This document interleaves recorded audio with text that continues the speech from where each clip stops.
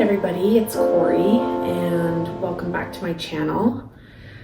I wanted to take the opportunity today to give a rundown of all things YouTube and what I've learned so far and what my process has been in launching this channel.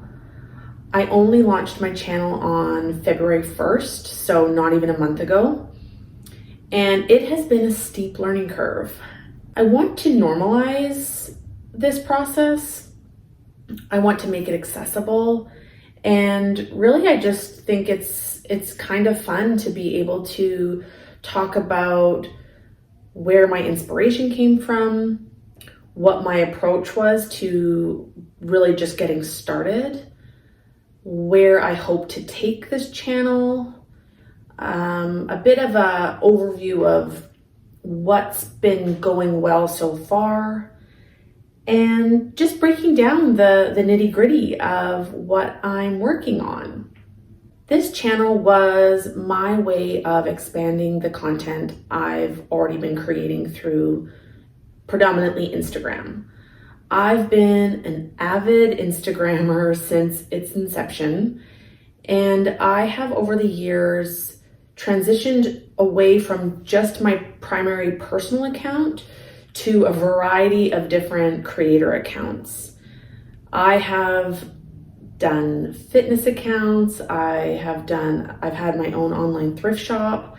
Currently, I run Budget, which is a personal finance, healthy habits, I don't even really know, it's evolving account. I find that I really love Instagram. It's very accessible. It's not too overwhelming. It's not too daunting, but it really encourages a play-by-play, like a living in real time and taking you along with me in real time.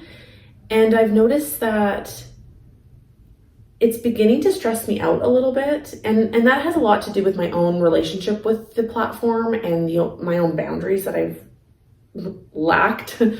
But I wanted to find a way of creating longer form content, and YouTube just seemed like such a fun option.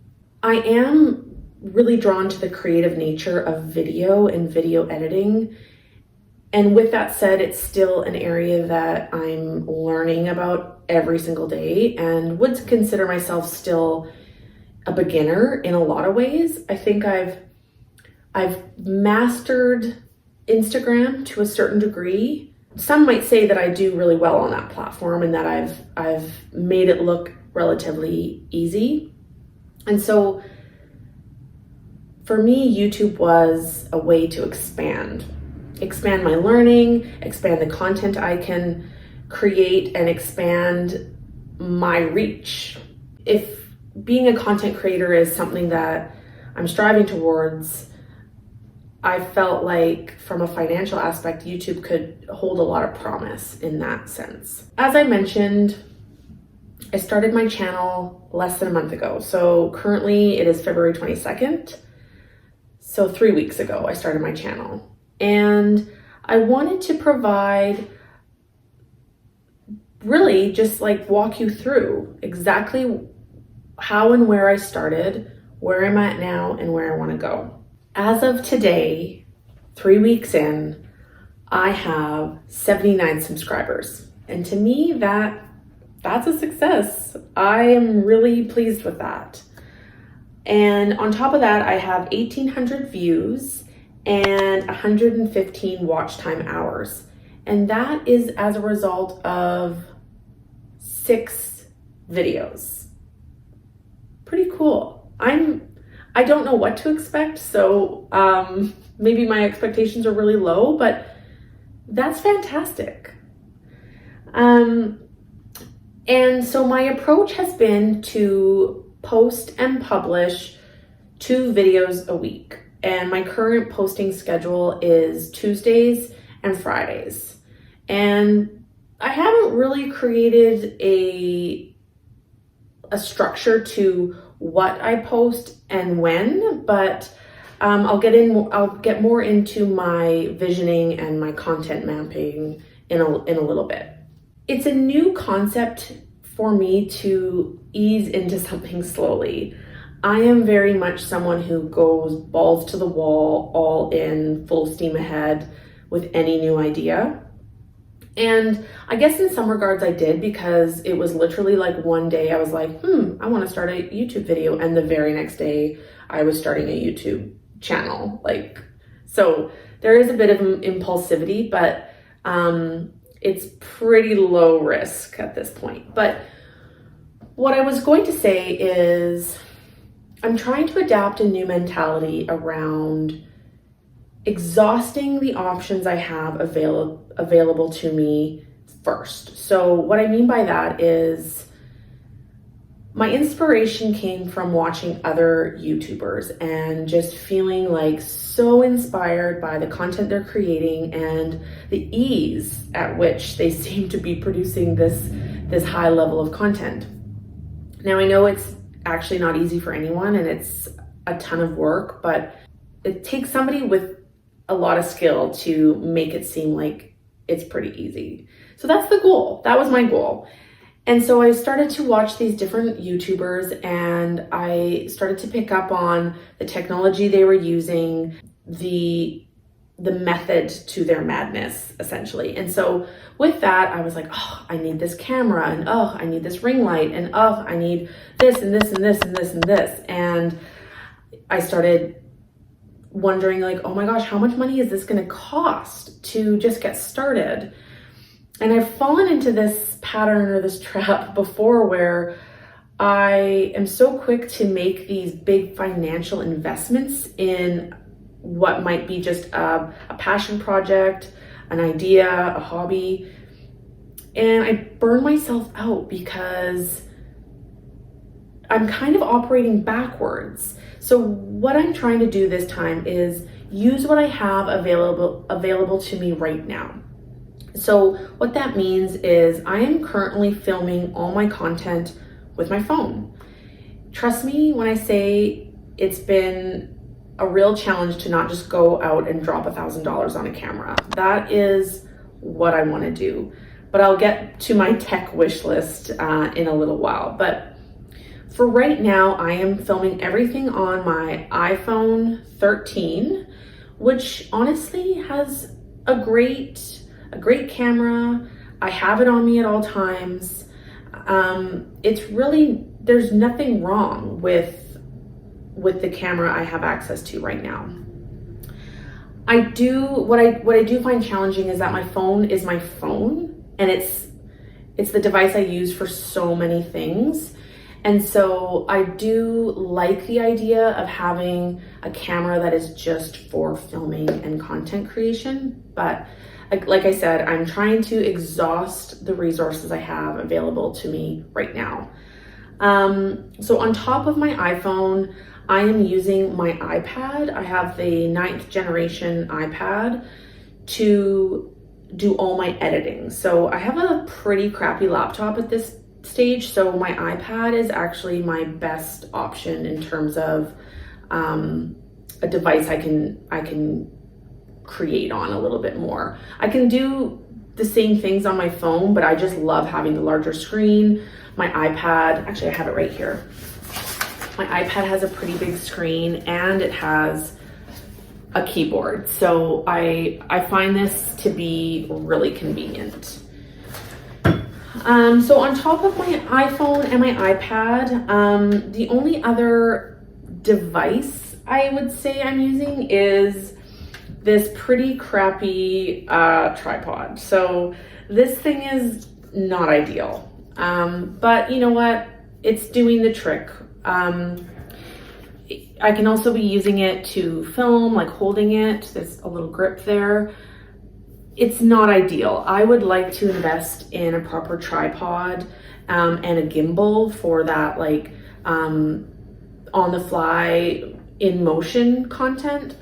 But like I said, I'm using what I have. Those are the only physical things I'm using in my content creation right now. The other things I'm using are software related items. So I have been using Canva for my Instagram for years, and I tried to exhaust the free option for as long as I could. And honestly, there is so much you can do with the free option. I decided to take a plunge and pay for the pro subscription, and I'm actually on the 30-day free trial still. So I actually haven't spent any money on it yet, but I will be paying for the annual subscription, and that I can handle that. The other thing that I am going to be paying for, but I'm on another 30-day free trial, is Epidemic Sound. And Epidemic Sound is where you can find music that is public domain, so you don't risk any copyright issues. So they are doing like all that work for you and supplying you with like such a vast selection of songs, like really great music and all kinds of sound effects. So that is another expense I am going to pay for, and I feel okay about that. So those are the two paid subscriptions that I will be using moving forward. And the beauty of them is that if I decide I don't want to use them anymore, I just cancel the subscription. And that's just how that works. The other piece of software is the editing software I use. So when I first got started, I was like ready to dole out a whole bunch of money for some expensive editing software. And what I quickly learned is that my computer is just not equipped for any type of video editing software. So I was really struggling with that. And then I tried using iMovie on my iPad, and I think the iPad version is a scaled down version of what you might be able to run on, say, a MacBook. So again, it felt really limiting. And I reached out to Deidre from OU Budget, and I was like, girl, what are you using? Because she makes really high quality videos. And she was using CapCut. And CapCut is a free app, and I was familiar with CapCut because I was making TikToks and Reels with it. I don't know why, but it completely blew my mind that you could also use it for YouTube. There's an iPad version of the app, but you can also just use it on your phone. It has been so easy to use, and it's free. I hope it stays that way, but it's free. So I cannot think of a better option for me right now. Even if I had a better computer situation, I don't know why I wouldn't still use CapCut. Like, I haven't found any limitations to this app yet. So that has been a huge win. And one more thing about Canva, I didn't really articulate what I'm using it for in terms of YouTube. So it's been really instrumental for Instagram. I make all my designs with Canva. With YouTube, I am mostly using Canva as of right now for the thumbnails. So the little video or the little photos that you see on my channel, that's what I use Canva for, is just to create those little infographics. And when you upload a video without the thumbnail, it'll just take a screenshot of your video. And there's nothing wrong with that. I think that's just a really honest take on thumbnails. It's just the built-in method. But I was looking to up level slightly, and I'm slowly finding more and more ways to up level. And that was something I learned pretty quick out the gates, is that a flashy, eye-catching thumbnail can actually really help your channel grow. It just gives it a little bit more of that professional polished look. So I am using Canva for all my thumbnails. As of right now, I'm taking a very grassroots approach to the actual content that I'm creating. I am starting the month with a big brainstorm for my 3 content platforms. And so that's YouTube, Instagram, and my blog. And what I've done is I've mapped out a big calendar and I just do this giant brainstorm. Usually that's what I stick to, or that was the case this month because it was the first month.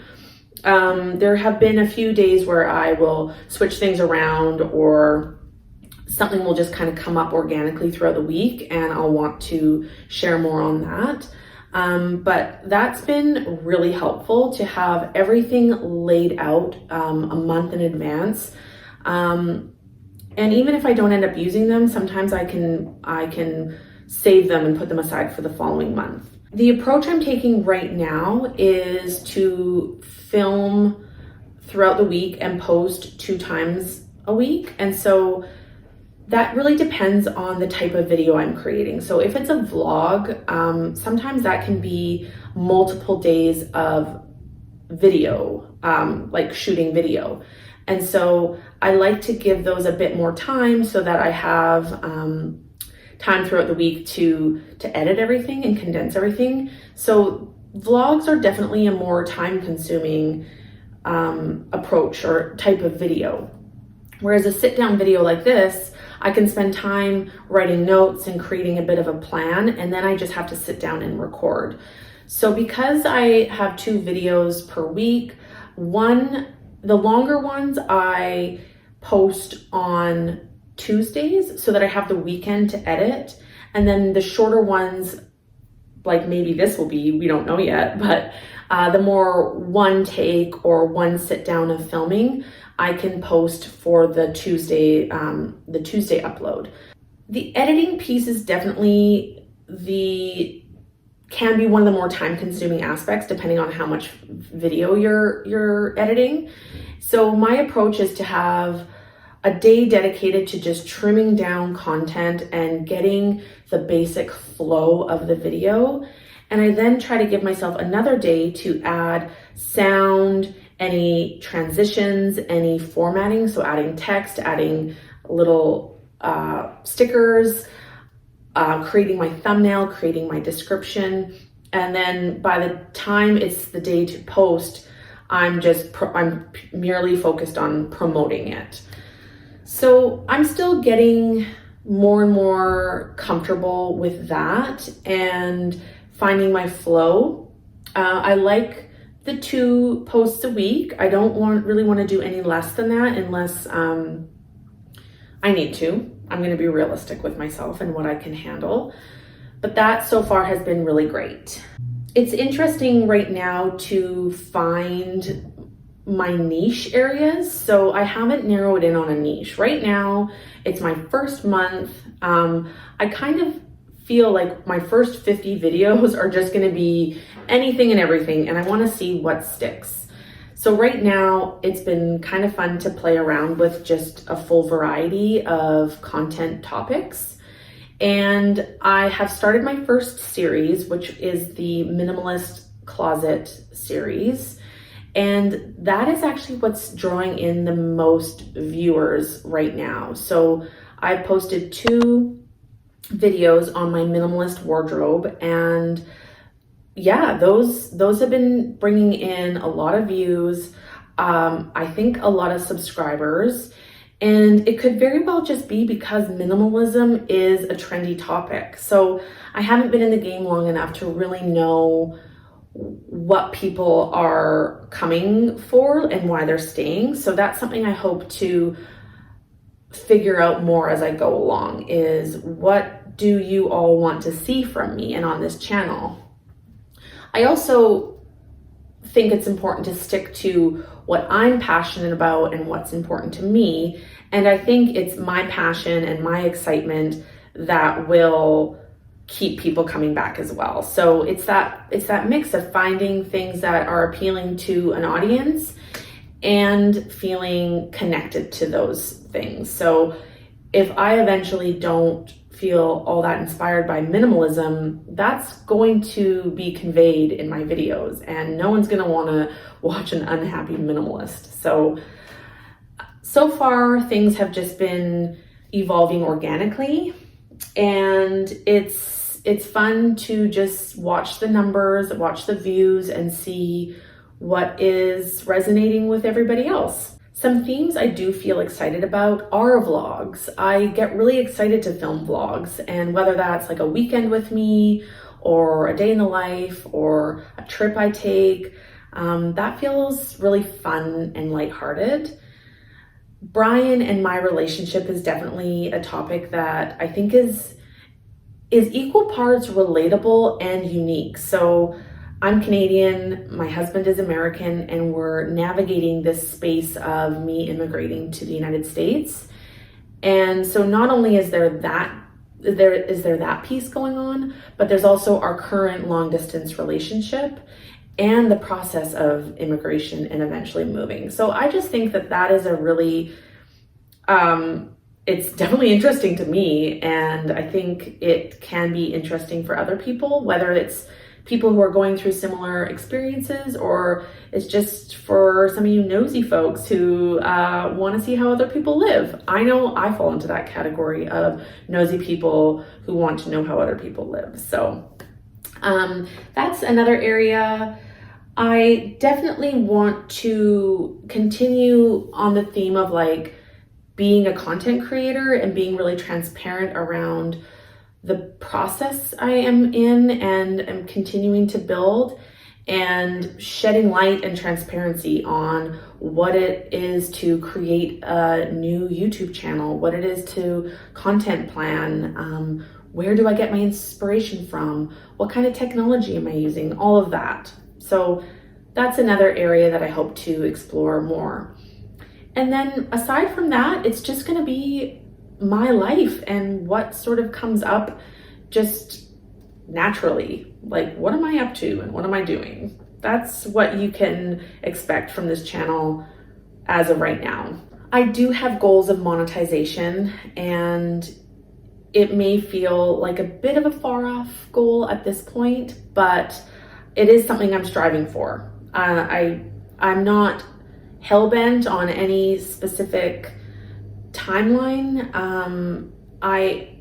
I know there's so much content out there that part of me is like, Corie, why do you think you're special? But I think I have the right personality. I think I have the right drive, the right passion. I know Brian and we just are so inspired by this type of life and work and way of earning an income in a really, in just a really like hopefully humble and honest way. The only goal that I have set for myself is to reach 1,000 subscribers by my birthday on August 18th of this year. So that's the only goal I'm going to put forward right now, aside from wanting to be monetized, but like, we're just gonna roll with it and see where we go. So I do have a wish list. I do want to invest in a camera, and I have two options that I'm oscillating between. I do want to buy a proper tripod. I do want to buy a ring light, and those will be things that come with time, and that's okay. I'm going to continue to draw inspiration from some of the creators that have helped me get this far, who have encouraged me to get started, and who just are continued sources of inspiration. And it's not even that I want to mimic their channels, because that would just be redundant, but it's their drive. It's where they get their inspiration from. It's their purpose behind their channel. I find all of that so uplifting and encouraging. So I'm just going to continue to create videos, watch videos, build up my skill set around the technology side of things, and just keep putting videos out.